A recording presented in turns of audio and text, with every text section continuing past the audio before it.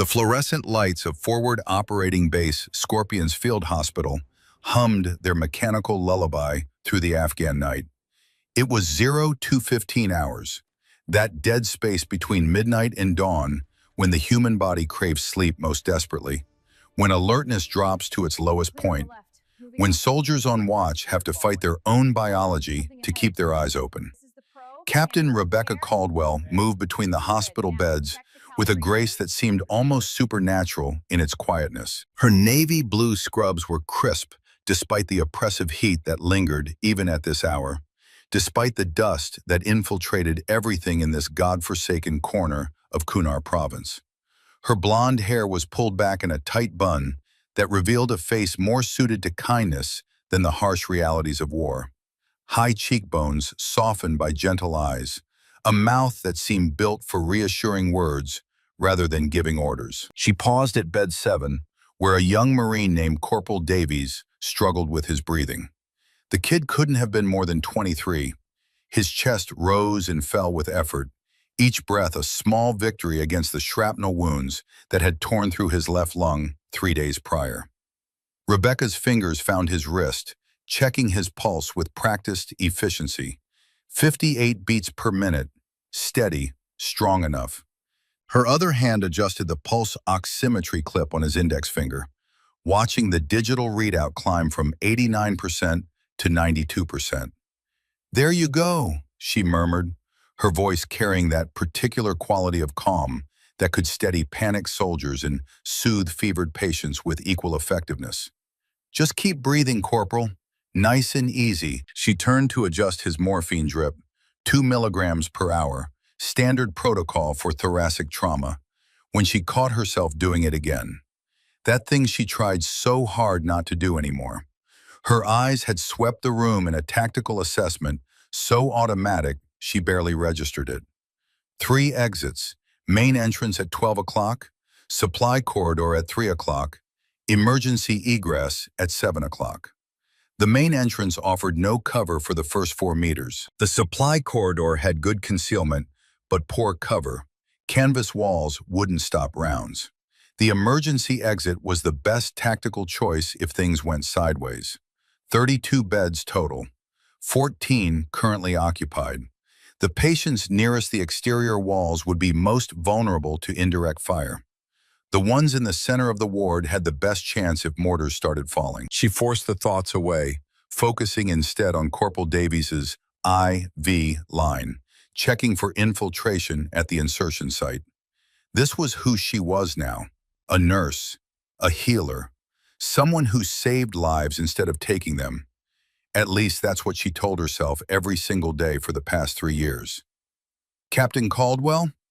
She turned to find Private First Class Garrett Hollis standing behind her, clipboard in hand, his young face drawn with exhaustion. Hollis was 22, fresh out of Field Medical Service School, and this was his first deployment.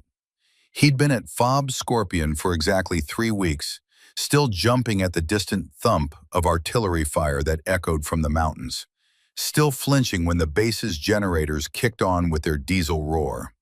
Rebecca never flinched. Not once, not ever.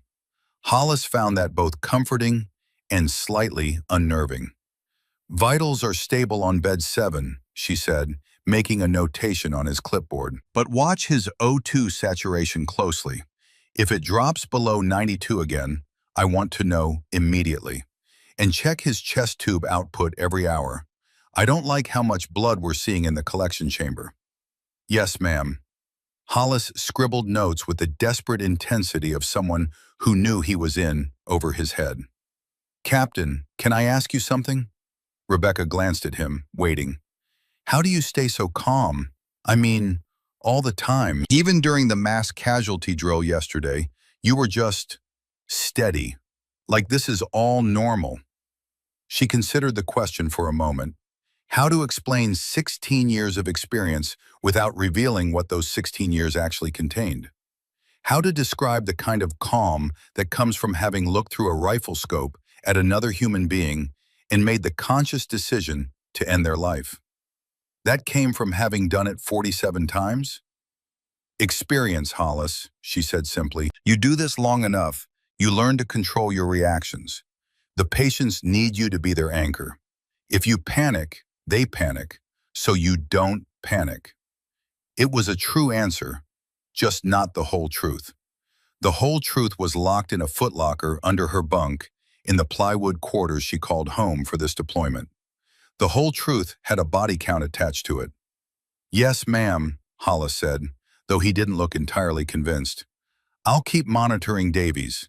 Rebecca moved on to bed 12, where an Afghan farmer lay recovering from 70% body burns. The man's wife hadn't made it. They'd lost her on the table 2 days ago, her abdominal cavity too torn apart by Taliban rifle fire to save. Their 10-year-old son was in bed 13, recovering from shrapnel wounds to his chest and arms. She checked the farmer's IV, his fluid resuscitation rates, the Silvadene cream coverage on his burns. Professional, efficient, gentle. But inside, a different part of her brain was working. The part she couldn't fully shut down, no matter how hard she tried. The Taliban who'd attacked their village would have used AK-47s, probably the Chinese Type 56 variant that flooded this region. 7.62 by 39 millimeter Soviet rounds. Effective range of 350 meters, though most fighters couldn't hit anything beyond 100. The insurgents had probably set up an ambush along the village's main road, catching civilians in a classic L-shaped kill zone. Standard tactics, predictable, brutal. If she'd been there, if she'd been the woman she used to be, she could have stopped it.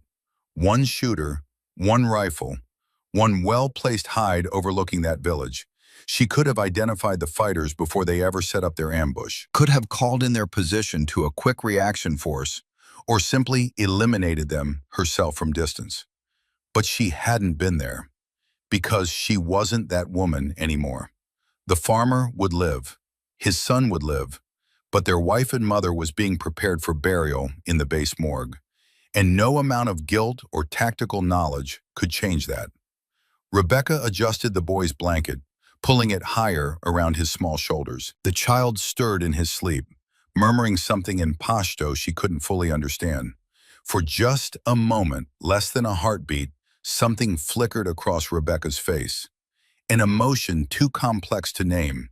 Rage at the people who'd done this. Grief for the mother who died. Frustration at her own helplessness despite all her skills. Then the professional mask returned, smooth and impenetrable. "Captain Caldwell." The voice came from behind her, deeper than Hollis's, carrying an edge of authority that made her spine straighten automatically before she consciously registered who was speaking.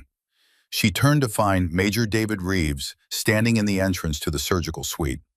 He was 41 years old, tall with the kind of angular features that suggested Germanic ancestry, and intelligent gray eyes that missed very little. He'd arrived at FOB Scorpion 5 days ago, transferred from a trauma hospital in Kandahar, and he'd been watching Rebecca ever since. Not obviously, not inappropriately, but watching nonetheless. "Major," Rebecca acknowledged, keeping her voice neutral. Reeves stepped closer, his surgical scrubs still stained with blood from an operation earlier that evening. A Marine with a collapsed lung, successfully reinflated. The kid would make it. "That arterial bleed yesterday," Reeves said without preamble. "Sergeant Whitford, the way you handled it." Rebecca waited.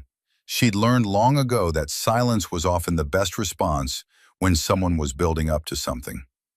"I've worked with a lot of combat nurses, Captain. 20 years in military medicine. I've seen nurses who are good under pressure, nurses who can function in chaos." He paused, his eyes searching her face. "You're different. The way you made decisions, no hesitation, no panic, no second guessing. You move like someone with combat experience that goes beyond medical training." 8 years deployed gives you confidence, sir," Rebecca replied, the deflection smooth and practiced. 3 years, Reeves corrected gently. "I checked your service jacket. It says you've been a nurse for 3 years, not 8. But earlier today you mentioned 16 years deployed. That math doesn't add up, Captain. Where were you the other 13? Rebecca felt the familiar tightness in her chest that came whenever someone got too close to the truth. But her face remained placid, her voice steady. Different unit, different life, different me. Reeves studied her for a long moment. In the harsh, fluorescent lighting, Rebecca could see the calculation in his eyes, the pieces he was trying to fit together, the puzzle he couldn't quite solve. "You move like infantry," he said finally, "the way you scan rooms when you enter, how you position yourself with your back to walls, the situational awareness you maintain, even while you're focused on patient care." He paused. "That's not nursing school, Captain. That's something else entirely." Rebecca's jaw tensed for just a fraction of a second before she caught herself. "Medical training in combat zones teaches you to stay aware of your surroundings, Major. It's basic survival." "Is it?" Reeves didn't look convinced. "Because I've deployed to 4 war zones, and I've never seen a nurse clear corners the way you do. I've never seen one automatically position themselves to maintain visual on all entrances while administering medication." The silence stretched between them like a taut wire. Rebecca broke it first, her voice taking on a subtle edge of professional distance. "Is there something specific you need, Major? Because I have 14 patients to monitor, and at least 3 of them are critical enough to require constant observation." Reeves recognized the dismissal for what it was. He nodded slowly, but his eyes held something new now. Not suspicion exactly, more like determination to solve the mystery she represented. "No, Captain, that'll be all." He turned to go, then paused. "But for what it's worth, whatever you did before nursing, whatever made you move the way you do, I'm glad you're here. We need people who stay calm when things go to hell." He disappeared back into the surgical suite, leaving Rebecca alone with her thoughts and her carefully constructed lies. She returned to her rounds, checking vitals, adjusting medications, offering comfort to men who were far from home and hurting in ways that went beyond their physical wounds. This was her penance. This was her redemption. Taking care of people instead of putting them in the ground. But Reeves wasn't wrong. She did move differently. She couldn't help it any more than she could help breathing. 16 years of training had carved pathways into her brain that refused to fade, reflexes that wouldn't die no matter how much she wanted them to. At 03:42 hours, she finally took her break, escaping to the supply room ostensibly to check inventory. The small space was lined with metal shelving units, stacked with bandages, medications, IV fluids, surgical supplies. Everything organized with military precision. Rebecca closed the door behind her and allowed herself 30 seconds to not be the calm, professional nurse everyone expected. Her hands were shaking slightly, not from fear or stress, but from the effort of holding herself in check, from the constant vigilance required to monitor her own behavior, to catch herself before she revealed too much. She moved to the back of the supply room, to the locked cabinet that held the controlled medications. Morphine, fentanyl, ketamine, life-saving drugs that could also end lives in the wrong hands.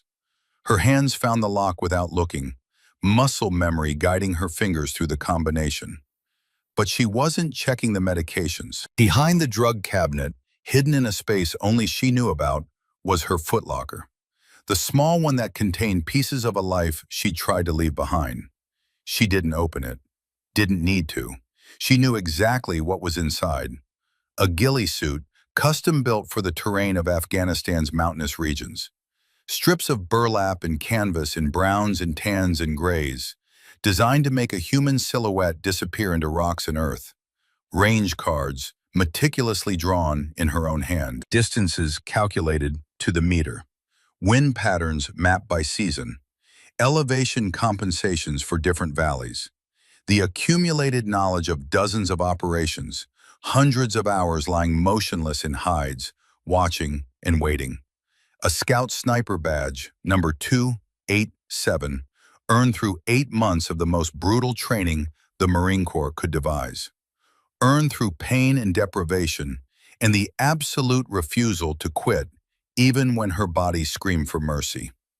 And the photograph. 5 Marines in desert Marpat camouflage, arms around each other, genuine smiles beneath the weight of war. Rebecca recognized the woman she used to be, harder, leaner, with eyes that had seen too much death. Beside her stood Staff Sergeant Marcus Hawkins, call sign Priest, her spotter and best friend. Behind them, 3 other Marines whose names she carried like stones in her heart. All 4 men were dead now. Priest had died in her arms during an ambush in Helmand Province in 2018, his blood soaking into the sand while she screamed for a medic who couldn't reach them in time. She'd killed the 6 insurgents who set the trap, killed them with a rage and precision that scared even her, but it didn't matter. Priest was gone. The other 3 had followed over the next 2 years. Different operations, different circumstances, same ending. She was the only survivor of that photograph, the only one who'd made it home. Except she hadn't really come home, had she? She just changed locations, changed uniforms, changed her job description from eliminate threats to preserve life. But the war followed her. It always would. Rebecca closed the cabinet without opening the footlocker. Some doors were better left closed. Some ghosts were better left undisturbed. She took a breath, forced her hands to steady, and put her professional mask back in place. When she emerged from the supply room, she was Captain Caldwell again. Calm, competent, caring. The nurse who nobody suspected had once been the most dangerous woman in Helmand Province. The rest of the night passed in the usual rhythm of military medicine. Check vitals, administer medications, monitor critical patients, offer comfort where comfort could be given. Rebecca moved through it all with her characteristic efficiency, and if Hollis or any of the other medics noticed that she positioned herself where she could always see the entrances, where she always kept her back to solid walls, they didn't comment on it. At 0547 hours, just as false dawn began to lighten the eastern sky, the base's emergency alert system crackled to life. All personnel, this is base operations. Be advised, we have received intelligence reports of confirmed hostile activity in the Korengal Valley. Large insurgent force assembling. Current threat assessment has been elevated to amber. Repeat, threat level amber. All units prepare for possible contact within the next 48 to 72 hours. Rebecca's head came up sharply, her body going still in a way that had nothing to do with medical training and everything to do with combat instinct. Korengal Valley, 8 kilometers northeast of their position. Perfect terrain for staging an assault. Dozens of wadis and ridgelines that could hide troop movements, with clear lines of approach to FOB Scorpion. And 48 to 72 hours meant the Taliban were already moving into position. She glanced at the hospital's eastern wall, just canvas and plywood, reinforced with sandbags, but nothing that would stop determined fighters with automatic weapons. The hospital was on the base's eastern perimeter, which meant it would be in the direct line of any assault from Korengal. Without thinking, her tactical mind started running calculations. Likely approach routes, probable objectives, expected tactics. If she were planning an assault on this base, she'd use the dried wadi that ran along the eastern perimeter. It provided concealed approach to within 80 meters of the hospital. She'd hit just before dawn, when guards were most tired. She'd use mortars first to suppress response, then send dismounted infantry through the breach. Captain Caldwell? She turned to find Hollis standing beside her, his face pale in the emergency lighting. That alert, does that mean they're going to attack us? Rebecca looked at the young medic, 22 years old, 3 weeks in country, probably never fired his rifle outside of qualification ranges back home. It means they might, she said gently, but we have good people on security. Master Sergeant McAllister has been doing base defense for 24 years. If anyone can keep us safe, it's him. The words felt hollow even as she said them, because she'd already identified the vulnerability in the eastern perimeter, already seen the dead space in their defensive coverage, and she had the terrible feeling that nobody was going to listen to a nurse's tactical assessment. Not until it was too late. At 6:30 hours, Colonel Thaddeus Grayson called an emergency briefing in the base operations center. Rebecca wasn't invited. Medical staff rarely were unless they needed to coordinate for mass casualties. But she found a reason to be nearby, close enough to overhear through the plywood walls. "Gentlemen," Colonel Grayson's voice carried the gravel of 30 years in the Marine Corps. "SIGINT confirms approximately 30 to 40 Taliban fighters have been assembling in the Korangal Valley over the past 72 hours. Local sources indicate they're planning a coordinated assault on this FOB. Timeline is fuzzy, but current estimate puts it at 48 to 96 hours from now." Rebecca shifted position, pressing closer to the wall. "Sir, what's their probable objective?" That was Captain Vivian Locke, the S2 intelligence officer. "Best guess? They want to overrun our position, destroy equipment, inflict maximum casualties, and get out before air support can respond. Classic Taliban playbook. Hit hard, hit fast, fade back into the mountains." "What about our defensive posture?" A new voice, Master Sergeant Rourke McAllister, Base Security Chief. "We're implementing enhanced security protocols immediately. All guard posts doubled, increased patrol frequency. I want you to walk the perimeter personally, Master Sergeant. Look for vulnerabilities." Rebecca almost moved then. Almost walked into that briefing and pointed out the Eastern Wadi approach. Almost revealed the tactical knowledge that would raise questions she didn't want to answer. But before she could make the decision, McAllister's voice came through the wall. "Sir, I'll conduct a full assessment, but I can tell you right now, our eastern perimeter is solid. We've got good observation posts, overlapping fields of fire, proper standoff distance. If they come from that direction, we'll see them well before they're a threat." Rebecca's jaw clenched. He was wrong. She could prove it with a 10-minute terrain walk. But proving it would require explaining how a nurse knew enough about infantry tactics to identify defensive gaps that a 24-year security veteran had missed. The briefing continued, but Rebecca had heard enough. She moved away from the operations center, returning to the hospital with a weight settling in her chest. Something was coming. She could feel it the way animals feel earthquakes before they strike, a primal awareness that transcended conscious thought. The warrior inside her recognized the signs, recognized the building pressure of imminent violence.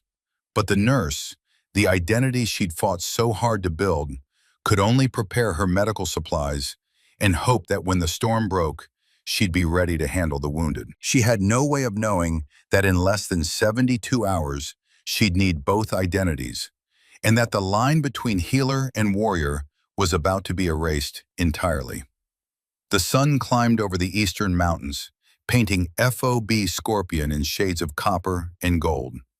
Rebecca stood at the edge of the hospital compound, ostensibly taking a break, but her eyes were tracing the terrain with the practiced assessment of someone who'd spent years studying ground for tactical advantage. The dried wadi ran southeast to northwest, a natural drainage channel carved by seasonal floods. From her position, she could see exactly what McAllister was missing: a 35-meter stretch where the wadi's depth and the angle of approach created a blind spot from the nearest observation post. An infantry squad could low crawl through that dead space and be at the hospital's eastern wall before anyone noticed. She'd seen it in 15 seconds. McAllister, with his 24 years of experience, apparently hadn't seen it at all. The generator building made it worse. The squat concrete structure sat at an angle that blocked the observation post's line of sight by at least 40 degrees. Attackers using the wadi could use the building for cover, setting up crew-served weapons within effective range of the hospital. Rebecca pulled a small notebook from her pocket, the kind nurses use for patient notes, and began sketching. Not medical information this time, but a tactical range card. Distances marked in meters, dead zones hatched with careful precision, likely avenues of approach marked with arrows, wind patterns, elevation changes, everything a trained scout sniper would document. It took her 8 minutes to complete. 8 minutes to document vulnerabilities that should have been identified and addressed weeks ago. She stared at her own handwriting, at the military precise notations that had nothing to do with nursing and everything to do with a life she was supposed to have left behind. Then she made a decision that would change everything. At 0847 hours, she found Master Sergeant Rourke McAllister inspecting fighting positions along the northern perimeter. He was 48 years old, built like a fire hydrant, compact, solid, immovable. His weathered face bore the scars of multiple deployments, and his eyes carried the particular wariness of someone who'd seen too many things go wrong. "Master Sergeant," Rebecca called, approaching with her notebook. McAllister turned, his expression shifting from focused intensity to polite dismissiveness the moment he recognized her medical insignia. "Captain Caldwell, something I can help you with?" Rebecca opened her notebook, showing him the range card she'd drawn. "I wanted to talk to you about the eastern perimeter. I've mapped the approach from the wadi." McAllister glanced at the sketch, his eyebrows rising slightly. Then he looked at her with something between amusement and condescension. "Captain, that's actually a pretty detailed tactical assessment. Where'd a nurse learn to draw range cards?" "I read field manuals," Rebecca said evenly, "and I've been observing that terrain since I got here. Master Sergeant, this dead zone here, combined with the generator building's blind spot, it's a critical vulnerability." McAllister's smile was patient, the kind adults use with children who've said something charmingly naive. He took the notebook, studying her sketch more carefully. "I appreciate your concern, Captain, really I do. And this is impressive work for someone without infantry training." He handed the notebook back. "But that wadi is monitored. We've got overlapping sectors of fire. Even if someone tried to use it for approach, we'd light them up long before they reach the hospital perimeter. With respect, Master Sergeant, your observation post can't maintain coverage through the entire approach." "Captain," McAllister's voice took on a firmer edge, "I've been doing base security for 24 years. I've set up defensive perimeters in Iraq, Afghanistan, the Philippines, and half a dozen other places you've probably never heard of. I know what I'm doing." Rebecca felt heat rising in her chest, frustration mixing with something darker, the knowledge that she was right and he was wrong, and that his arrogance might get people killed. "I'm not questioning your experience, Master Sergeant. I'm just pointing out a vulnerability that could cost lives, that I've already assessed and deemed acceptable." McAllister's patience was wearing thin. "Captain, you focus on keeping our wounded stable. Let me focus on keeping the bad guys outside the wire. That's how this works." He turned back to his inspection, conversation clearly over. Rebecca stood there for a moment, the notebook heavy in her hand. She could push harder, could reveal exactly how she knew what she knew, could tell him that she'd set up ambush positions in Helmand and Kandahar, that she'd studied ground from hides for days at a time, that she understood terrain in fields of fire better than most infantry officers. But that would mean tearing down the carefully constructed wall between Rebecca Caldwell the nurse and Captain Rebecca Caldwell, scout sniper, serial number 0317. She walked away instead, the weight of unspoken knowledge pressing down on her shoulders. At 10:15 hours, she found herself in Colonel Grayson's path as he moved between buildings. It wasn't entirely coincidental. She'd positioned herself where she knew he'd pass, timed to look accidental. "Colonel, sir, may I have a moment?" Thaddeus Grayson was 52, with iron gray hair cut high and tight, and eyes that had seen everything the Marine Corps could throw at them. He'd earned his call sign, Ironside, in Fallujah, leading his company through 3 days of house-to-house fighting without rest. "Captain Caldwell, what can I do for you?" "Sir, it's about the eastern perimeter. I've observed what I believe is a significant tactical vulnerability." Grayson held up a hand, his expression carefully neutral. "Let me guess. The dried wadi approach, the dead zone created by terrain and the generator building." Rebecca blinked, surprised. "Yes, sir, exactly that. Master Sergeant McAllister called me 10 minutes ago, said you'd approached him with tactical concerns. Grayson's eyes studied her face with uncomfortable intensity. Captain, where exactly did you learn to conduct tactical terrain analysis? The question hung in the air between them. Rebecca could feel the moment balanced on a knife's edge. The truth would solve the immediate problem. Grayson would listen to her assessment if he knew her background. But the truth would also destroy the life she'd built, the identity she'd chosen, the distance she'd created from the woman who'd killed 47 people. I've spent 3 years deployed, sir. You pick things up. Do you? It wasn't a question. Grayson's eyes never left her face. Captain, I appreciate your vigilance, and for what it's worth, I had Captain Locke run a second assessment of that eastern approach.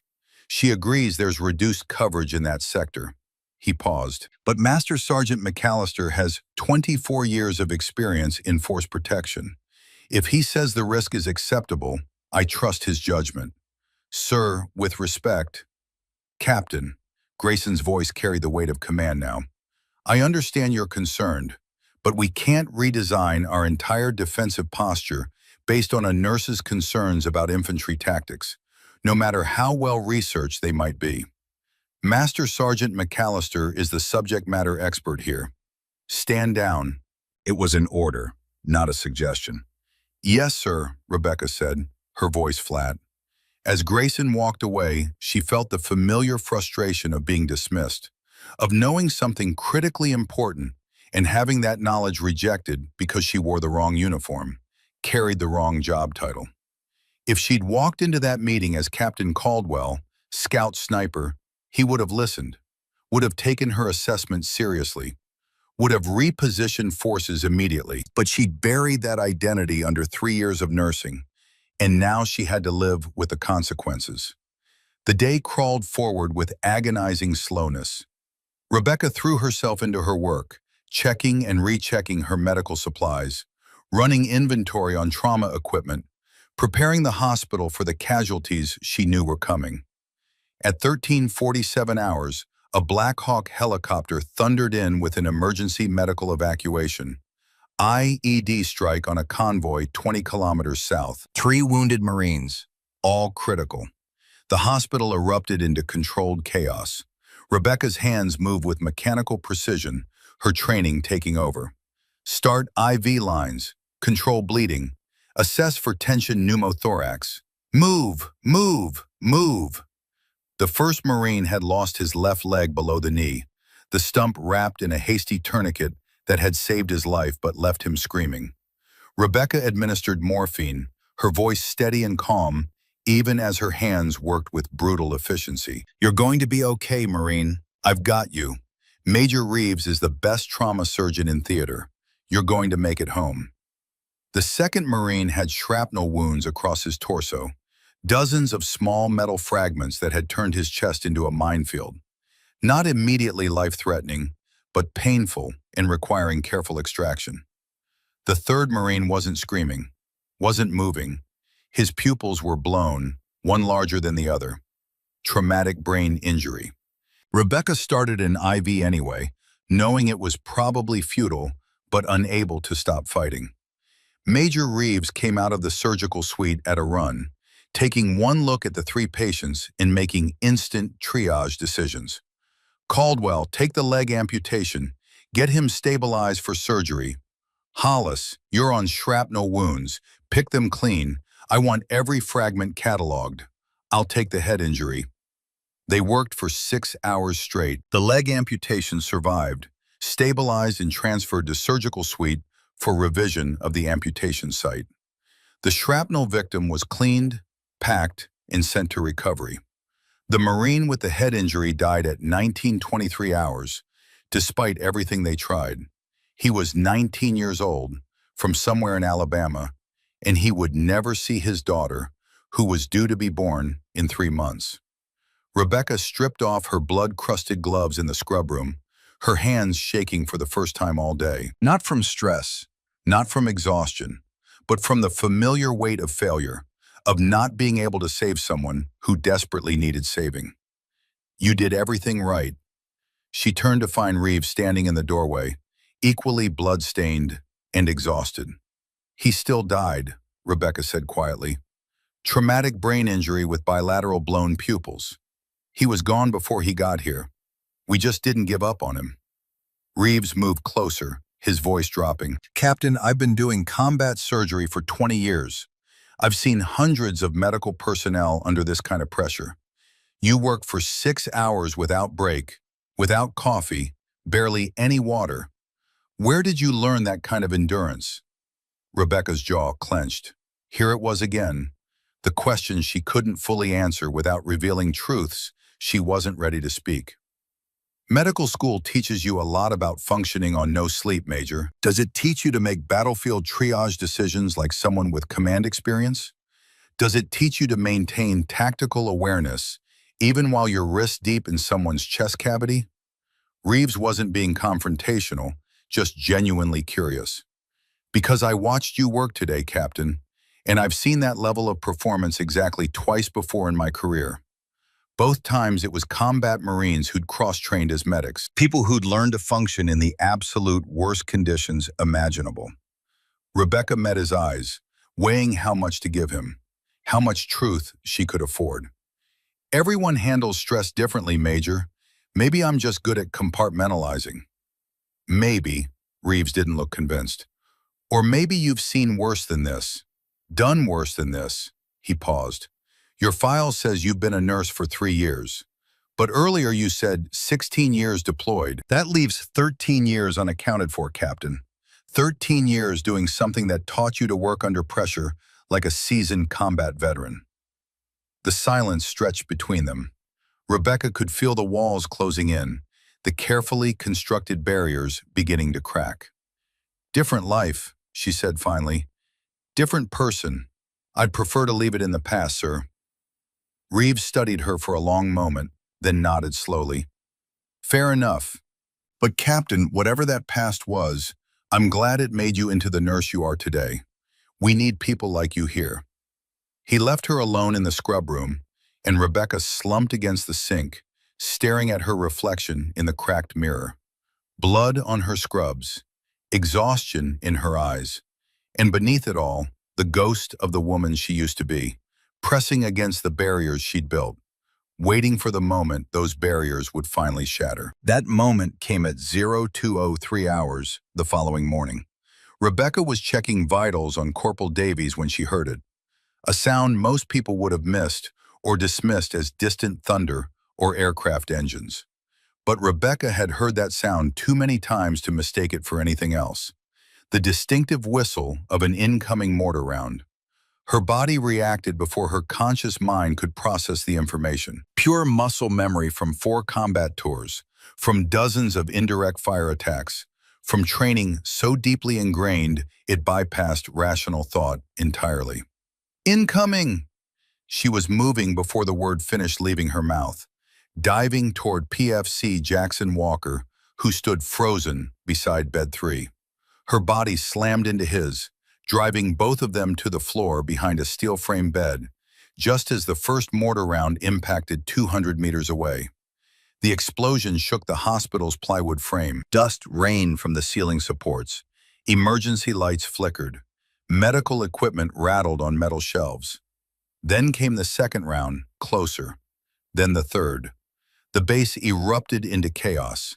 Alert sirens screamed. Return fire crackled from defensive positions. The distinct chatter of M240 machine guns mixing with the deeper thump of MK-19 grenade launchers. Rebecca's radio, clipped to her belt, exploded with frantic voices. "Contact west perimeter. Multiple hostiles in the wire. RPG, RPG, southwest tower. Contact north, contact north. Dismounted infantry, estimate 20 plus." Major Reeves stumbled out of the surgical suite, his eyes wide with shock. "What's happening?" Rebecca was already on her feet, her voice carrying a command authority that had nothing to do with nursing. "We're under attack, multiple indirect fire, probably 82mm mortars. Patterns suggest they're adjusting fire toward the hospital." She turned to Hollis, who stood paralyzed with fear. Get everyone away from the exterior walls. Move critical patients to the center of the ward now. Use mattresses for overhead cover where you can. Captain, how do you? Reeves started. Move! Rebecca's voice cracked like a rifle shot. Do it now or people die. The force of her command cut through their shock. Reeves and Hollis began organizing the controlled evacuation of patients from the vulnerable positions near the walls, dragging beds toward the center of the ward. Rebecca moved to the hospital entrance, pressing herself against the sandbag wall, peering through the gap between canvas and plywood. Outside, FOB Scorpion had transformed into a battlefield. Tracers cut through the darkness in brilliant arcs of red and green. Muzzle flashes strobed from fighting positions. Flares hung in the air, turning night into flickering, uncertain day. The main defensive line was holding. She could see Marines in their fighting positions, laying down disciplined fire. The insurgents had hit the western and northern perimeters hard, exactly as she would have done. Fix the enemy's attention, make them commit their reserves, then hit the real target from an unexpected direction. Her eyes snapped to the eastern perimeter, toward the dried wadi she'd warned about. Nothing visible yet, but every combat instinct she possessed was screaming, danger. Contact east side! Contact east side! The radio confirmed her worst fears. Multiple hostiles breaching the wire near the hospital. Time seemed to crystallize into perfect clarity. The sound of her own heartbeat became audible, a steady drum rhythm beneath the chaos. Her vision sharpened, peripheral awareness expanding. Adrenaline flooded her system, but instead of panic, it brought a cold, focused intensity she hadn't felt in 3 years. This was the moment. The moment where Rebecca Caldwell, the nurse, would have to become someone else, would have to reach back into a past she tried to bury and pull out skills she'd sworn never to use again. Outside, she could hear boots on gravel, moving fast. Combat-experienced fighters who knew exactly where they were going. The hospital's 4-man security detail rushed from their positions toward the breach, weapons raised. Muzzle flashes erupted in the darkness. The distinctive crack of AK-47 fire, multiple weapons firing in disciplined bursts. Corporal Danny Morris went down first, his body jerking as rounds tore through his chest. PFC Ryan Lee tried to return fire, managed 3 shots before bullets found him. He collapsed backward, his rifle clattering on the gravel. Master Sergeant McAllister appeared from the northern defensive position, his M4 barking as he engaged targets in the darkness. Rebecca saw the round hit him, saw his body twist, blood spraying from his left shoulder. He stumbled backward but kept firing, his training overriding the shock and pain. The last defender, Sergeant Owen Grant, was trying to drag McAllister to cover when return fire found him. Center mass. He dropped, his weapon falling from nerveless fingers. Rebecca's tactical mind was calculating with brutal efficiency. 12 hostile fighters visible, probably 13 or 14 total. A K-47s, at least 1 PKM machine gun from the sound, 2 RPG launchers.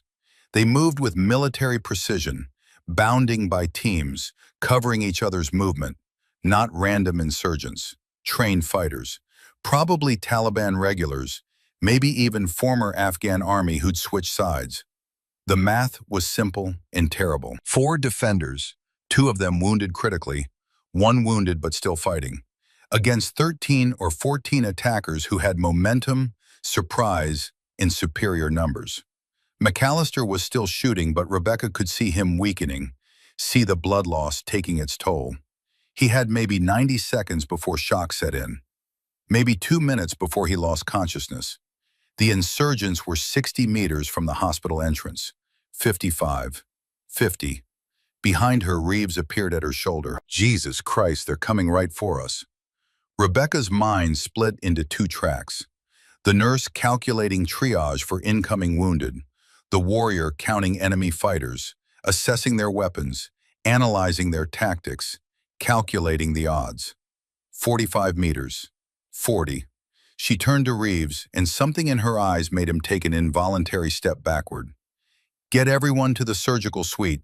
Barricade the door with supply cabinets, medical equipment, anything heavy. Put mattresses over the patients for fragmentation protection. Her voice was absolutely steady, carrying a command presence that seemed to come from somewhere deep and dark inside her. Do it now, Major. That's not a request. What are you going to do? But Rebecca was already moving, sprinting in a low crouch toward where Sergeant Grant lay motionless near the entrance. She hit the ground in a controlled slide that years of training had made automatic, ignoring the gravel tearing through her scrubs. Her hands found Grant's M4 rifle, muscle memory taking over. Press check, round chambered. Magazine check, 23 rounds. Selector switch from safe to semi-automatic. The rifle settled into her hands like greeting an old friend she tried to forget. The weight was familiar, the balance was perfect. Every control was exactly where her fingers expected it to be. Caldwell, what the hell? Reeves's voice started behind her. Go! The word came out as a roar. Get them to safety, now! Two Taliban fighters appeared at the hospital entrance, moving fast, weapons raised, already firing. They were young, early 20s, with the lean, hard look of men who'd spent their entire adult lives at war. Rebecca's rifle came up with practiced smoothness. No thought, no hesitation. Just training that had been drilled into her for 8 months at Scout Sniper School and refined through 4 combat tours. 3 controlled shots in .8 seconds. Center mass on the first fighter. Center mass on the second fighter. Fail your drill to the second fighter's head when he didn't go down after the first hit. Both men dropped like puppets with cut strings. The transformation was complete, instant, absolute. Captain Rebecca Caldwell, gentle night nurse, ceased to exist. In her place stood someone else entirely. A woman who'd earned the call sign Raven, not for any noble reason, but because her teammates said she was the angel of death, watching from above, patient and inevitable. A Marine Scout sniper who'd once held the battalion record for confirmed kills. A woman who'd spent 47 separate moments looking through a rifle scope at another human being and making the conscious decision to end their life. And now, in defense of the wounded and helpless in the hospital behind her, she was about to add to that count. Rebecca moved to the entrance, using the canvas wall as concealment, her body automatically settling into a tactical stance that was as natural as breathing. Through the gap, she could see the Taliban assault force repositioning, reacting to the sudden resistance. One fighter was advancing on McAllister's position, trying to flank the wounded Master Sergeant. Rebecca's shot took him in the side of the neck. He went down, clutching his throat, blood spraying between his fingers. Holy shit, McAllister gasped from behind his barrier, staring at her with wide eyes. Caldwell, are you? Stay down, Master Sergeant, Rebecca commanded, already tracking the next threat. That's an order. She moved out from behind cover, sprinting in a low crouch toward McAllister's position. Rounds cracked past her head, so close she felt the pressure waves, but her body was moving with the automatic efficiency of someone who'd trained for exactly this scenario hundreds of times. She reached McAllister, grabbed his armor carrier with her free hand, and dragged him backward toward the hospital entrance. He was a solid 200 pounds of muscle and gear, but adrenaline and desperation gave her strength she shouldn't have possessed. You're a goddamn shooter, McAllister wheezed through his pain, his eyes taking in the way she moved, the way she handled her weapon, the tactical precision of every action. How the hell? Later, Rebecca cut him off, propping him against sandbags inside the entrance. She took his spare magazines, 4 of them, 30 rounds each, 120 additional rounds. Can you still fight? McAllister looked down at his wounded shoulder, then back up at her. Blood was soaking through his uniform, but his right arm still worked. He raised his M4 with his good hand. Always, ma'am. Rebecca allowed herself the ghost of a smile. Good, because we're about to get busy. An AK-47 opened up from 50 meters out, stitching rounds across the hospital's exterior canvas. Rebecca dropped flat, counting muzzle flashes. 4 shooters visible, probably more in reserve. They were regrouping. They'd realized they were facing more than terrified medical staff. They'd adapted, moving more cautiously now, using proper fire and movement tactics. But they'd made a critical mistake. They'd given her time to prepare. Inside the hospital, she could hear Reeves shouting orders, patients crying out in fear, equipment crashing as they built makeshift barricades.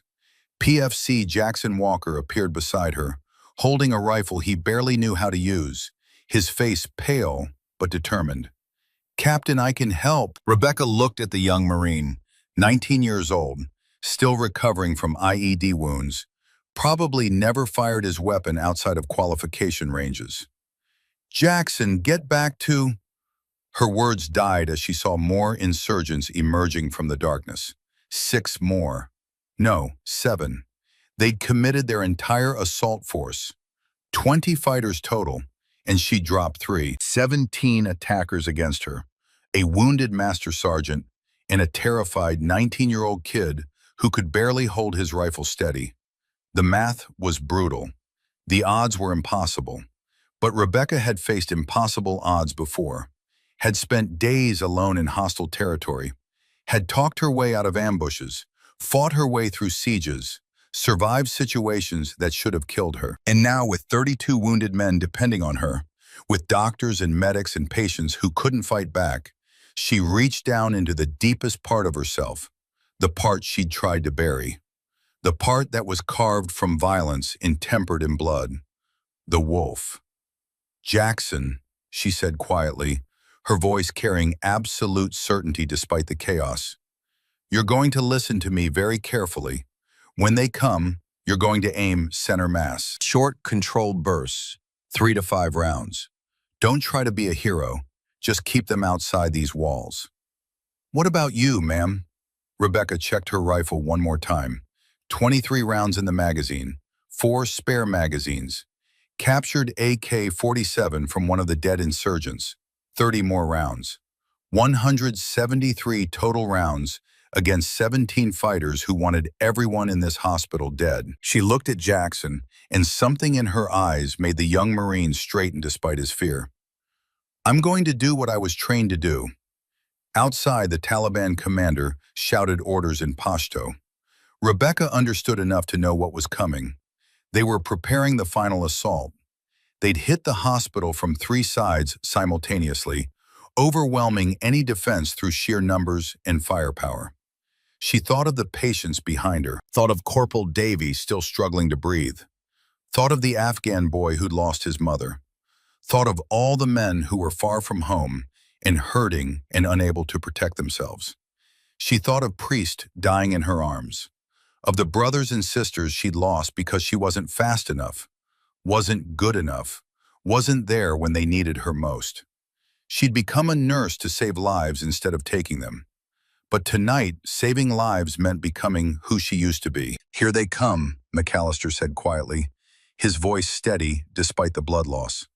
Rebecca settled into a firing position, her breathing slowing, her heart rate dropping, her mind entering that crystalline state of combat focus where time stretched and every detail became hyper-real. "Let them come," she said. The hospital doors exploded inward as hell arrived with muzzle flashes and screaming, and Rebecca Caldwell finally stopped running from the woman she used to be. The first insurgent through the door never saw Rebecca. His eyes were focused on the beds, on the vulnerable patients, on the soft targets he'd been sent to destroy. He was raising his AK-47, finger already on the trigger, when her double tap caught him center mass.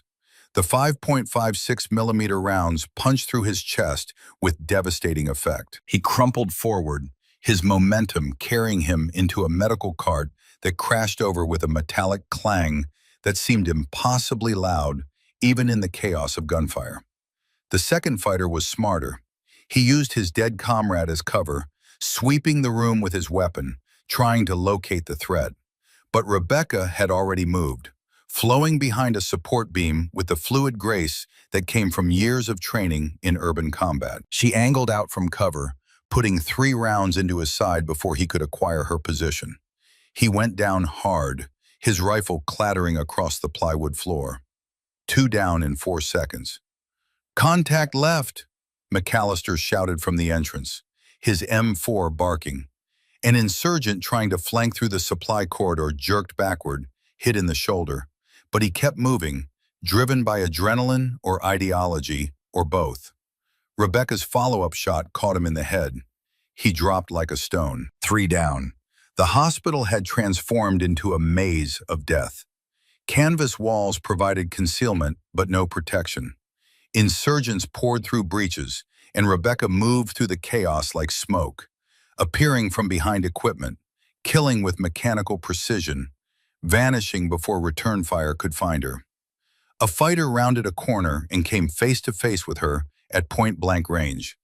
He was young, maybe 20 years old, with fear and fury burning in his dark eyes. His weapon was coming up, but Rebecca's rifle was already level.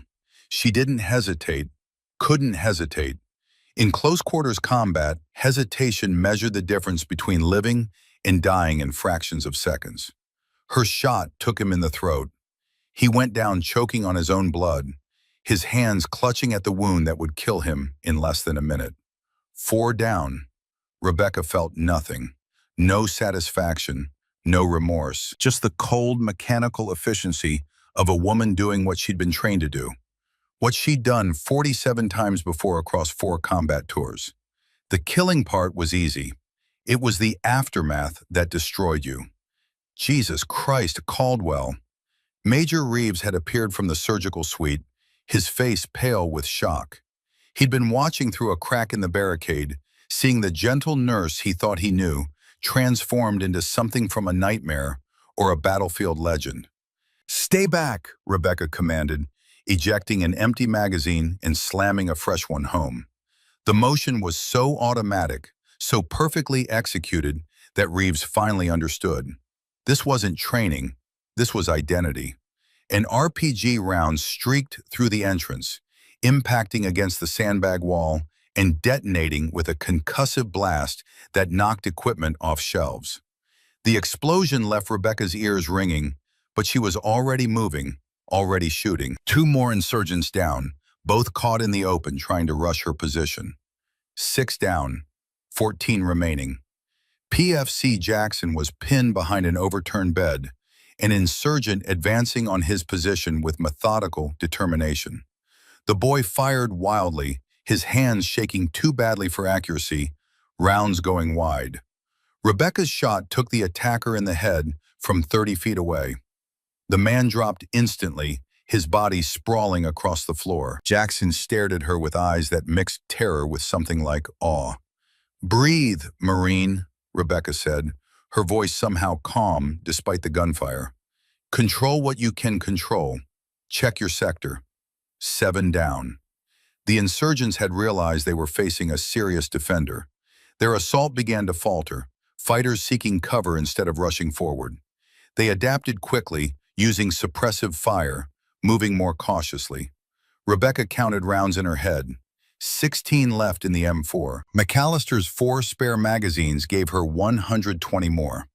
The captured AK-47 had maybe 30 rounds.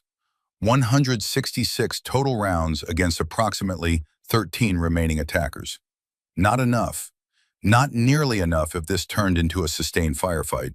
She needed to be more efficient, needed to make every shot count. An insurgent exposed himself for half a second, trying to locate her position. Rebecca's single shot caught him in the chest. He fell back behind cover, whether dead or wounded, she couldn't tell, but he was out of the fight. 8 down. Movement in her peripheral vision.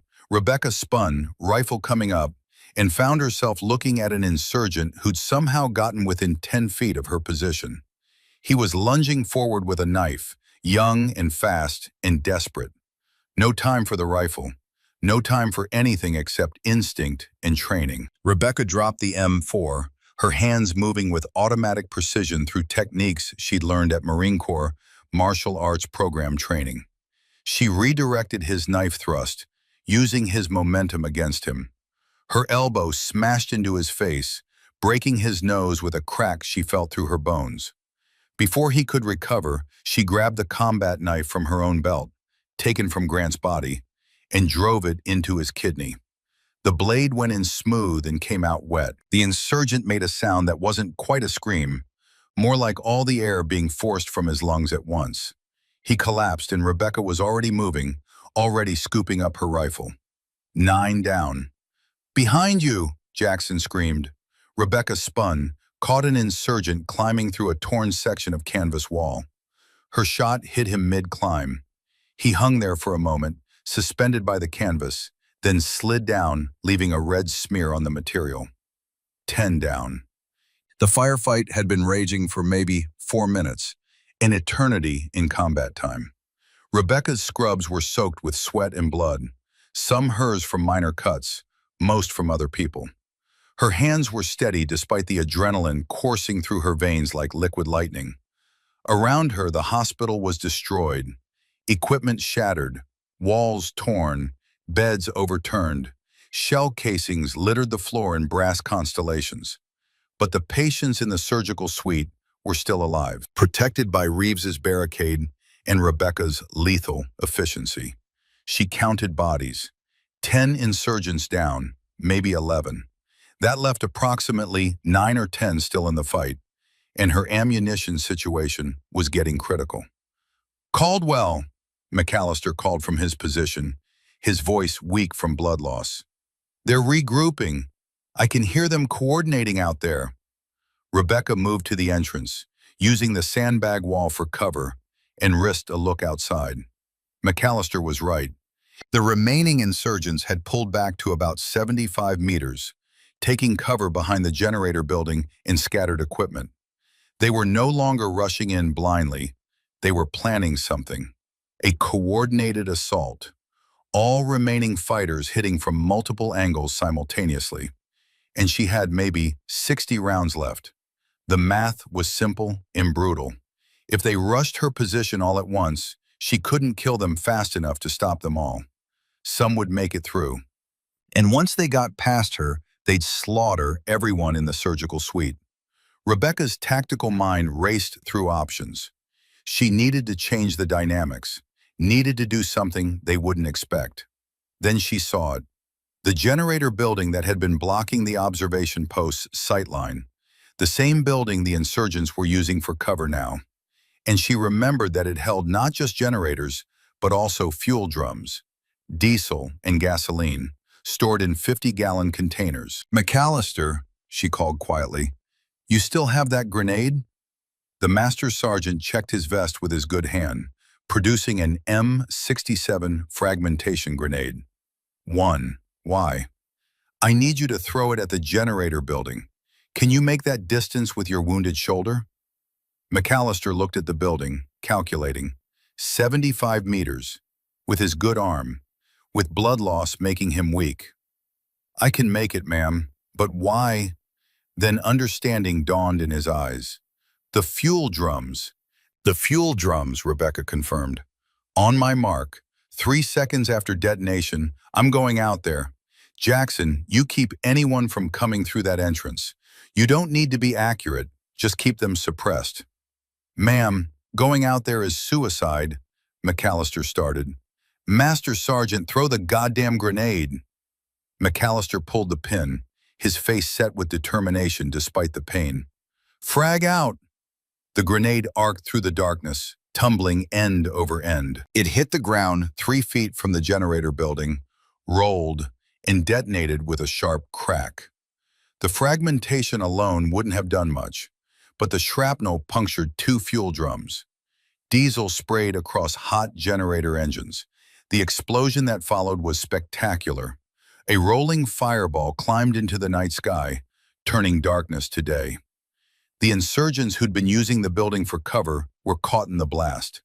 Some died instantly. Others ran, burning, screaming. Rebecca was already moving, sprinting out of the hospital entrance in a low crouch. The firelight eliminated her night vision disadvantage, painting everything in harsh orange and black. She caught the first insurgent silhouetted against the flames. Single shot sent her mass. He dropped. 11 down. The second fighter was running, trying to escape the inferno. Rebecca's shot took him in the back.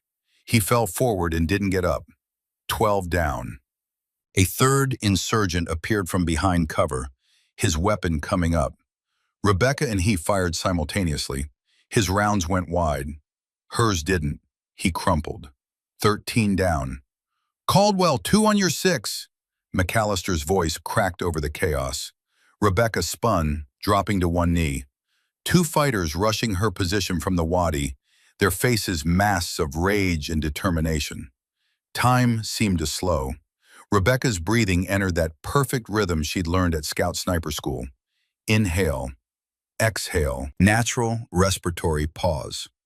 Her first shot took the lead fighter in the chest. He stumbled but kept coming, driven by momentum and adrenaline. Her second shot took him in the head. He went down hard. The second fighter made it to within 20 feet before her shots found him. 3 rounds, all center mass. He dropped. 15 down. The sound of American firepower suddenly filled the night. The quick reaction force had finally broken through, their M4s and machine guns tearing into what remained of the insurgent assault force from their exposed flank. The remaining Taliban fighters broke and ran, dragging wounded with them, fading back into the darkness beyond the base perimeter. Rebecca stood in the firelight, her rifle finally lowering, her body beginning to shake as the adrenaline started to fade. Around her, the hospital was a war zone. Bodies sprawled in grotesque positions. Blood pooled on plywood floors. The acrid smell of gunpowder mixed with burning fuel and the copper tang of spilled blood. But through the chaos, she could hear voices from the surgical suite. Alive. Still alive. Hospital secure. Marines were shouting as they swept through, clearing rooms with professional efficiency. Clear. Clear. Building secure. Major Reeves emerged from the barricade, stepping carefully over bodies, his eyes finding Rebecca in the wreckage. He stopped 3 feet away, seeing her fully for the first time. This woman who'd saved them all, covered in blood and cordite, holding her weapon like an extension of her own body. Captain Caldwell, he said quietly. His voice carried no fear, no judgment, just a kind of awed understanding. Who are you? Really? Rebecca looked at him, then at the bodies around her, then at her own blood-stained hands. The wolf inside her was quiet now, retreating back into the shadows of her mind. But she knew, when needed again, it would return. Just Rebecca, Major, she said quietly. The confusion in his eyes cleared slightly, but before he could respond, Colonel Grayson's voice crackled over her radio. Caldwell, status report, now. Rebecca keyed her mic, her voice steady despite everything. Sir, hospital secure. Multiple enemy KIA. Our casualties are Master Sergeant McAllister, with GSW to shoulder. 2 security personnel KIA. All patients stable. A pause on the other end. Then, Captain, how many enemy did you engage? Rebecca looked at the bodies littering the hospital, counted them silently. Approximately 15, sir. Maybe more. Hard to get exact count with QRF engaging simultaneously. Another longer pause. 15. You engaged 15 hostiles. As a nurse. Yes, sir. Captain Caldwell, remain in position. I'm coming to you. Rebecca secured her weapon and moved to McAllister, her training as a nurse reasserting itself. She checked his wound, applied pressure to slow the bleeding, started an IV line. Ma'am, McAllister said weakly, his eyes studying her face. Who the hell are you? Before Rebecca could answer, PFC Jackson appeared beside them, his face streaked with tears and smoke. Captain, you saved us, all of us. Rebecca looked at the young Marine, seeing herself years ago. Young, scared, trying to understand how the world could contain so much violence. Jackson, breathe. You did good. You held your position. That's all anyone can ask. But you weren't afraid. You were so calm.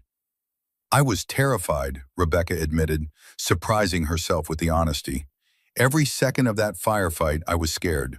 Scared for you, for the major, for the patients. Fear doesn't go away with experience, Marine. You just learn to function through it. Colonel Grayson arrived 10 minutes later with his command staff, including Captain Vivian Locke, the S-2 intelligence officer. They stood in the entrance of the destroyed hospital, taking in the carnage with professional assessment. Grayson's eyes found Rebecca, still kneeling beside McAllister, her hands working to stabilize the wounded Master Sergeant, even as her scrubs dripped blood. Captain Caldwell, his voice was carefully neutral.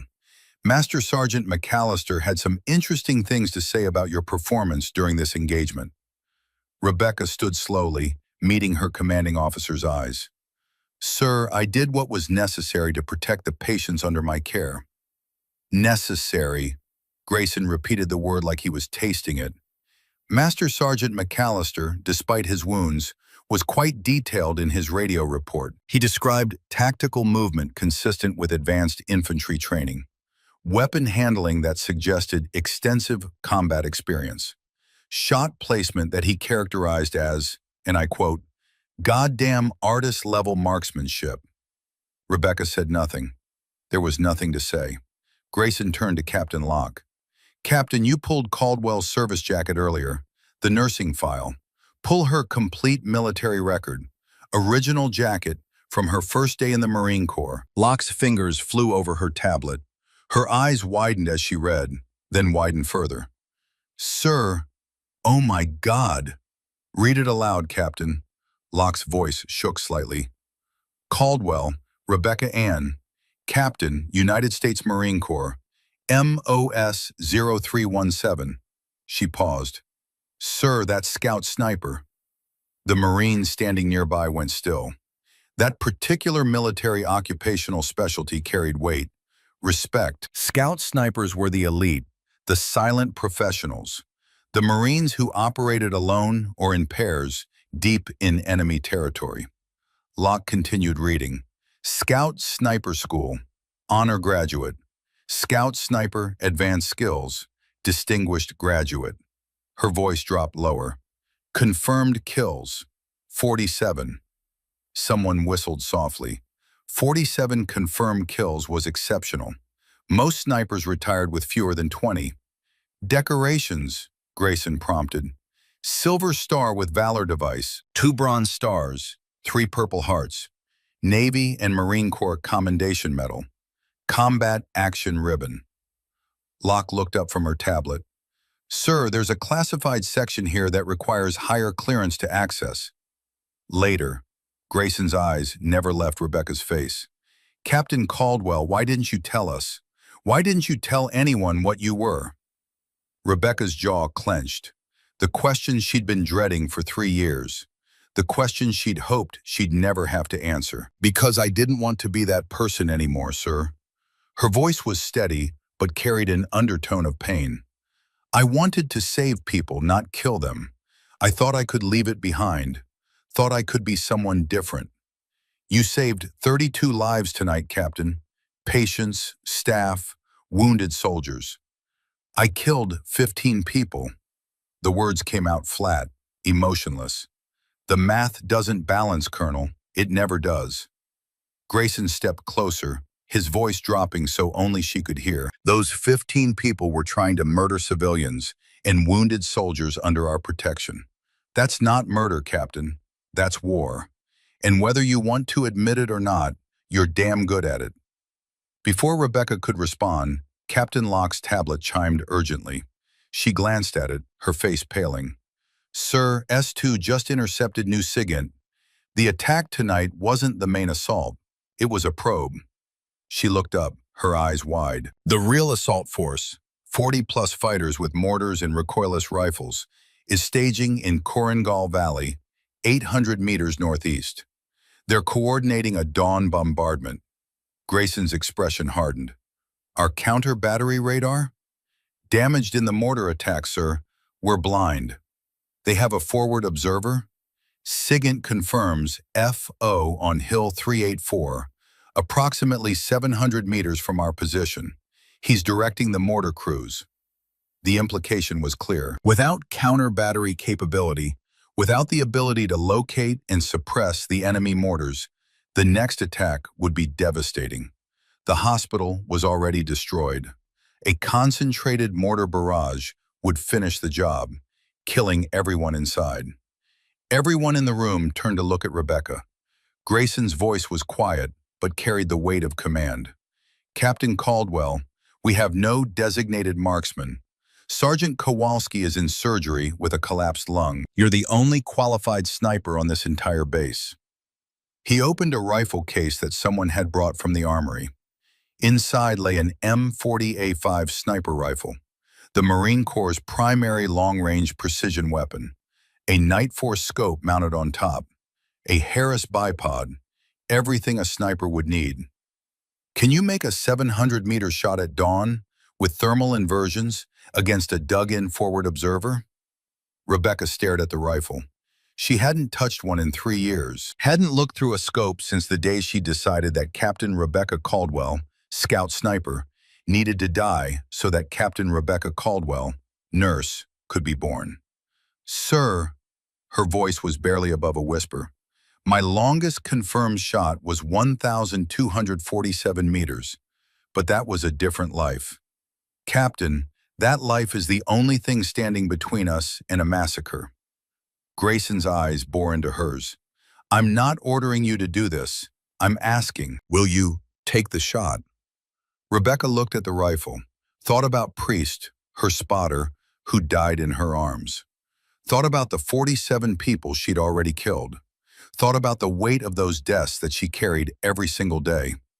Then she thought about the patients in the surgical suite, about Corporal Davies struggling to breathe, about the little Afghan boy who'd already lost his mother, about Jackson, who'd stood his ground despite his terror, about all the people who couldn't protect themselves.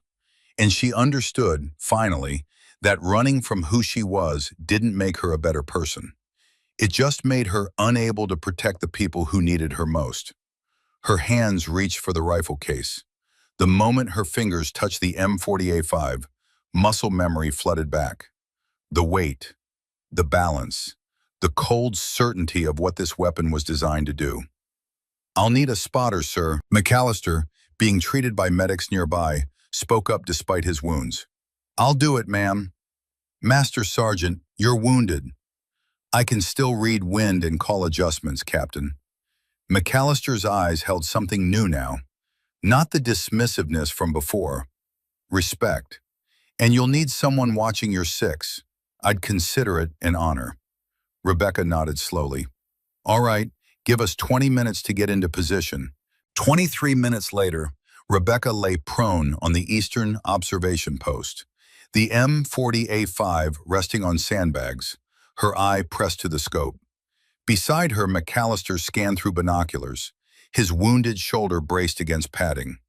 The pre-dawn darkness was beginning to fade, that strange, gray time when night gives way to day, but neither fully dominates. Target area, northeast, 430 meters, McAllister murmured, falling into the ancient rhythm of spotter and shooter. Elevation angle, 8 degrees. Wind left to right, estimates 7 knots gusting to 10. Rebecca's breathing slowed automatically, her heart rate dropping, training and instinct taking over. Her hands performed the ritual of preparation without conscious thought. Check scope 0. Confirm ammunition, 168 grain federal gold medal match. Record atmospheric conditions. Through the scope, she could see the insurgent position, figures moving in the pre-dawn darkness, setting up equipment, coordinating. And there, partially concealed behind a generator housing, the forward observer directing operations with hand signals. I have eyes on target, Rebecca whispered. Adult male, dark clothing, directing fighters, partially concealed, limited exposure window. Confirmed, that's your shot, ma'am. McAllister's voice was steady despite his pain. Wind steady at 9 knots. No mirage yet. Temperature still low. Rebecca's mind fell into the familiar meditation of the sniper. Distance, wind, elevation. humidity, temperature, Coriolis effect, spin drift, 1,000 variables condensed into a single moment, a single decision, a single pull of the trigger. She'd done this 47 times before, each one burned into her memory like brands, each one a weight she carried. But this would be different. This wasn't just another kill. This was a conscious choice to pick up the rifle again, to embrace the identity she tried to bury, to accept that saving lives sometimes meant taking them. Through the scope, the forward observer shifted, exposing himself briefly as he gestured to his fighters. Rebecca's crosshairs settled on his center mass, her finger finding the trigger with familiar intimacy. She thought of Priest bleeding out in her arms, of the Marines she couldn't save, of the patients sleeping in the hospital behind her, protected by violence they'd never know about. And she understood finally that warrior and healer weren't opposites. They were two sides of the same commitment: protect life at all costs. "Wind call," she asked softly. 9 knots steady, hold 1 mil right. Rebecca adjusted. Her breathing entered that perfect rhythm. Inhale, exhale, natural respiratory pause. The world narrowed to the space between heartbeats. She saw her past in the scope's view. Every shot she'd taken, every life she'd ended, every nightmare that followed. She saw her present too, the nurse who healed, who comforted, who chose life over death. And she understood they were the same person, not contradictory, not opposite, but two sides of a single identity. The warrior protected, the healer saved. Both were necessary, both were her. "Shooter ready," Rebecca whispered. "Send it." The rifle kicked against her shoulder with familiar authority. Through the scope, she watched the round travel across 700 meters of Afghan morning and strike true. The forward observer jerked backward, the 7.62 millimeter round punching through his chest. He crumpled. "Hit confirmed," McAllister called quietly. "Target down. Beautiful shot, ma'am." But Rebecca was already working the bolt, chambering another round, acquiring the next target. A fighter trying to rally the others, directing them toward the mortar position. She led him slightly, compensating for his movement, and fired. He went down. Second target neutralized. The insurgent force was in chaos now, leaderless and panicked. Some tried to man the mortars anyway. Rebecca's third shot destroyed the mortar's sight mechanism, rendering it useless. Her fourth caught a fighter trying to shoulder fire an RPG at the base. Her fifth and sixth dispersed the remaining insurgents, sending them fleeing into the hills. 6 shots, 6 hits. The secondary assault broken before it could begin. Rebecca lowered the rifle slowly, her hands steady despite the emotional earthquake inside her chest. She'd just killed 3 more men. She'd protected 200 lives. Both were true. Both mattered. "Outstanding shooting, ma'am," McAllister said quietly. "Command will want you to train our scouts." That was textbook sniper work. Rebecca didn't respond. She was staring at the rifle in her hands, at the instrument that had defined so much of her life. She'd thought she could leave it behind, bury it with her old identity. But tonight had proven the truth. You couldn't bury part of yourself. You could only accept it, integrate it, learn to live with both the light and shadow inside your soul. Behind them, the quick reaction force mobilized to pursue the fleeing insurgents. The immediate threat was over. The hospital was safe. 32 lives protected by 9 precision shots from a woman who tried to stop being a killer and learned she could be both killer and healer simultaneously. "Ma'am," McAllister said gently, "you okay?" Rebecca thought about the question. Was she okay? She'd killed 18 men in one night, 15 in close combat, 3 from distance. She'd saved 32 lives. She'd confronted the identity she'd tried to escape and discovered it was inseparable from who she'd become. "I don't know, Master Sergeant," she admitted, "but I will be." She secured the rifle and stood, looking back at the hospital where Reeves was still working, where Jackson was recovering, where patients slept peacefully, protected by violence they'd never fully understand. The sun was beginning to rise now, painting the Afghan sky in shades of pink and gold. A new day, a new understanding. Rebecca Caldwell. Marine Scout sniper and trauma nurse. Warrior and healer. Both. Always both. She picked up the rifle case and walked back toward the hospital, carrying both her identities with her, no longer trying to choose between them, but learning finally to embrace them both. And for the first time in 3 years, Rebecca felt something close to peace with that truth. The next hours passed in a blur of controlled chaos. Rebecca returned to the hospital, transitioning immediately back into her role as nurse. The cognitive dissonance of moving from sniper to healer in the span of minutes would have broken most people.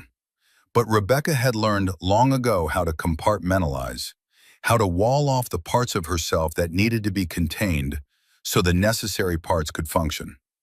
McAllister was taken to surgery, his shoulder wound requiring extensive repair, but ultimately survivable. Corporal Davies was stable. The Afghan boy was recovering. The patients who'd survived the attack were shaken but alive. At 08:47 hours, Colonel Grayson returned to the hospital with his command staff. Rebecca was suturing a minor laceration on one of the security personnel when he approached. "Captain Caldwell, we need to talk. Now." Rebecca finished the last stitch, applied a dressing, and followed Grayson outside. Her stomach clenched. This was it, the reckoning. You couldn't kill 18 men, even in defense, without consequences. "Sir," she started. Grayson held up a hand. "Captain, I pulled your full service record, the classified sections too." His weathered face was unreadable. 4 combat tours before you transitioned to nursing. 47 confirmed kills before last night. Silver Star for actions in Helmand Province, where you held a position for 8 hours alone after your unit was overrun, killing 17 enemy fighters and calling in fire support that saved your platoon. Rebecca said nothing. What could she say? "Why didn't you tell us who you were?" "Because I didn't want to be that person anymore, sir." Rebecca's voice cracked slightly. "After Priest, after Staff Sergeant Hawkins died, I couldn't pull another trigger. Couldn't watch another friend die. So I left, used my GI Bill for nursing school, convinced myself that healing could replace destroying, that saving lives could balance the ones I'd taken." Grayson studied her for a long moment. "You saved 32 lives last night, Captain. Patients, staff, wounded soldiers. If you hadn't been here, hadn't been who you were," he shook his head, "the Taliban would have massacred everyone in that hospital." "I still killed 18 people, sir." The words tasted like ash. 18 human beings who woke up yesterday morning alive. 18 enemy combatants who were trying to murder civilians and wounded soldiers under our protection, Grayson corrected firmly. "That's not murder, Captain. That's war. And whether you like it or not, you're exceptionally good at it." Before Rebecca could respond, Captain Locke approached, her tablet in hand. "Sir, I have the after-action assessment you requested." Grayson gestured for her to continue. "Forensic analysis confirms Captain Caldwell engaged and neutralized 15 hostile fighters inside the hospital compound. Average engagement distance, 7 to 30 meters. Kill-to-shot ratio, approximately 1.2 to 1. Locke paused. "Sir, that's exceptional even for trained infantry. For a single operator against multiple targets in close quarters, it's extraordinary." "And the sniper shots?" 3 confirmed kills at ranges from 687 to 712 meters. All first-round hits. All high-value targets whose elimination resulted in collapse of enemy assault. Locke looked at Rebecca with undisguised respect. "Ma'am, your shooting this morning prevented what SIGINT estimates would have been 70 to 80 mortar rounds landing on this FOB. Casualty projections, if that bombardment had occurred, were catastrophic." Grayson nodded. "Captain Caldwell, I'm not here to reprimand you. I'm here to offer you something." He opened a folder. "We're establishing a new program, Combat Trauma Advisor, small unit tactics integration, training our corpsmen and nurses in tactical medicine under fire, teaching them to be both healers and protectors when necessary. Rebecca stared at the program outline. Everything she'd been forced to learn in the crucible of a single night, now systematized and taught. This is asking me to be both, sir, officially, not hiding one or the other. This is asking you to be exactly who you are, Grayson corrected, and to teach others that strength and compassion aren't opposites, they're partners. The program needs a director, someone who understands both worlds, someone who's lived in both worlds. He paused. I want you to lead it. Rebecca thought of Priest, who'd believed in her even when she doubted herself, thought of the 18 men she'd killed and the 32 lives she'd saved, thought of the little Afghan boy who'd lost his mother but survived because Rebecca had been willing to do what was necessary. I'll do it, sir, on one condition. Name it. The program motto, first to heal, last to harm, always to protect. Her voice was steady now, certain. Healing is our first mission, always, but when protecting the innocent requires force, she paused, accepting the truth fully for the first time. Then we do what must be done. Grayson extended his hand. I'll have it written into the program charter, Captain. They shook, and Rebecca felt something shift inside her. Not the burden lifting. She'd carry those 18 deaths for the rest of her life. But the understanding that she didn't have to choose between identities. That warrior and healer weren't opposites, they were partners. That being both didn't make her a monster, it made her complete. 6 months later, FOB Scorpion had transformed. The hospital was rebuilt, stronger than before, with proper defensive positions integrated into its design. The Eastern Wadi approach that Rebecca had warned about was now covered by overlapping fields of fire, with a secondary observation post exactly where she'd recommended. Rebecca stood in front of 12 Marines, corpsmen, and nurses selected for her pilot program. They wore medical insignia, but they also wore the hard eyes of people who understood that sometimes saving lives required taking them. The difference between combat medicine and hospital medicine, Rebecca said, her voice carrying across the training area, is that you might have to neutralize the threat before you can treat the patient. You might have to kill someone to save someone else, and that will haunt you. It should haunt you. The day it stops bothering you is the day you've lost your humanity. PFC Jackson Walker sat in the front row, his leg fully healed now, his eyes focused with intensity. He'd requested transfer to the program the day it was announced. But, Rebecca continued, when the choice is between letting innocents die or doing violence to protect them, we choose protection. Every time. Without hesitation. And we live with the consequences, because that's what it means to serve. After class, Jackson approached her. Captain, thank you for teaching me, for saving me that night.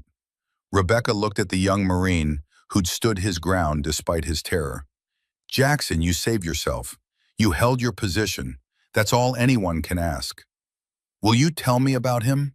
About Staff Sergeant Hawkins? Rebecca was quiet for a moment.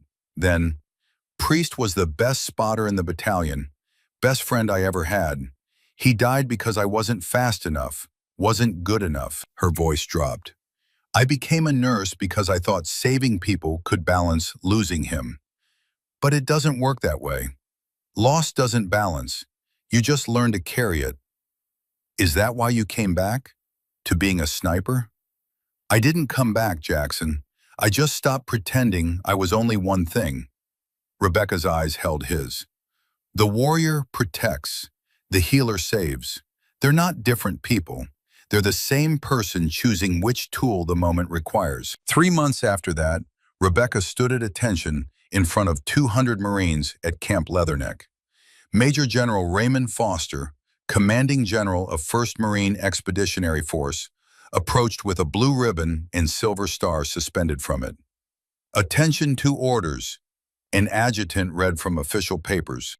Captain Caldwell, serving as medical officer at Forward Operating Base Scorpion, single-handedly defended a field hospital against a numerically superior enemy force, neutralizing 15 enemy combatants in close-quarters combat and conducting precision, long-range engagement of high-value targets, resulting in the protection of 32 coalition and Afghan civilian lives. The citation continued, but Rebecca barely heard it. She was thinking about Priest, about the 47 people she'd killed before that night, about the 18 she'd killed during it. General Foster pinned the Navy Cross on her uniform, then leaned close to whisper, "Hawkins would be proud, Captain." Rebecca's eyes burned with tears she refused to shed in front of 200 Marines. "He'd say I took too long to figure it out, sir." "Maybe," Foster stepped back, "but you figured it out. That's what matters." After the ceremony, a young second lieutenant approached, Kelsey Brennan, 24 years old, newly commissioned, with bright eyes and an idealistic belief that she could change the world. "Ma'am, I heard what you did, what you built with the program. I want to be part of it."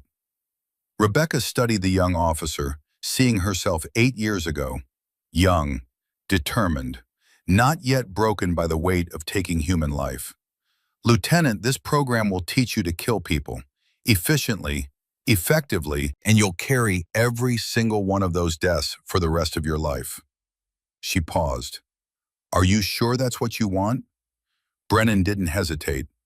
"Ma'am, if it means protecting people who can't protect themselves, then yes, that's exactly what I want." Rebecca nodded slowly. "Then report to FOB Scorpion next month. And Lieutenant, remember this. The best warriors are the ones who hate war the most. We fight because we must, not because we want to. Never forget that distinction." "Yes, ma'am." 2 months later, Rebecca stood at Arlington National Cemetery at the grave marker for Staff Sergeant Marcus Priest Hawkins. She laid her scout sniper insignia on the stone, her fingers tracing his name carved into white marble. "I finally understand, brother," she said quietly. "You can be both, warrior and healer, destroyer and protector. You taught me to take the shot. Medicine taught me to save the life. I don't have to choose. I just have to know which one the moment needs." She stood in silence for a long moment, then pulled out a photograph. Not the old one of their team in Afghanistan, a new one. Rebecca with her 12 program graduates, all standing at attention, all wearing both medical insignia and weapons. "We're calling it the Hawkins Protocol," she said. "First to heal, last to harm, always to protect. The Marine Corps is adopting it service-wide. Your name is going to train the next generation of warriors who understand that strength and compassion aren't opposites." The wind stirred the trees around the cemetery, carrying the scent of autumn leaves and distant rain. "I miss you, Priest, every damn day, but I'm not running anymore. Not from who I was, not from who I am." She touched the gravestone one last time. "The wolf and the dove, both living in the same soul. You always said I'd figure it out eventually." She walked away from the grave, carrying both her identities with her. No longer trying to choose between them. No longer ashamed of either. Just learning, finally, to embrace them both. Captain Rebecca Raven Caldwell, Marine Scout Sniper, trauma nurse, teacher, protector, warrior and healer, integrated at last. Behind her, carved into Priest's gravestone beneath his name and dates, was a new inscription she'd commissioned. "He taught warriors to protect. His legacy teaches healers to fight. First to heal, last to harm, always to protect." The sun set over Arlington, painting the white gravestones in shades of gold and shadow. Rebecca walked toward the cemetery gates, toward a rental car, toward a flight back to Quantico where 12 new students waited to learn the balance between saving lives and taking them. 65 lives taken, hundreds saved. The equation had no solution. But Rebecca had finally learned the point. Be ready when healing isn't enough, when protection requires violence, when the only way to save the innocent is to become what's necessary. Then, when that moment passes, return to healing. Choose compassion again. Remember that violence in service of protection isn't evil. It's love expressed in the only language some threats understand. First to heal, last to harm, always to protect. The wolf and the dove, dancing together in a single soul, each making the other stronger, each giving the other purpose. Rebecca drove away from Arlington as the sun finally set, heading toward whatever came next, carrying all of who she was, every light and shadow, every kill and every save, every nightmare and every moment of grace. Complete, integrated, finally at peace with the woman she'd always been and the woman she'd tried to become, understanding at last that they were the same person.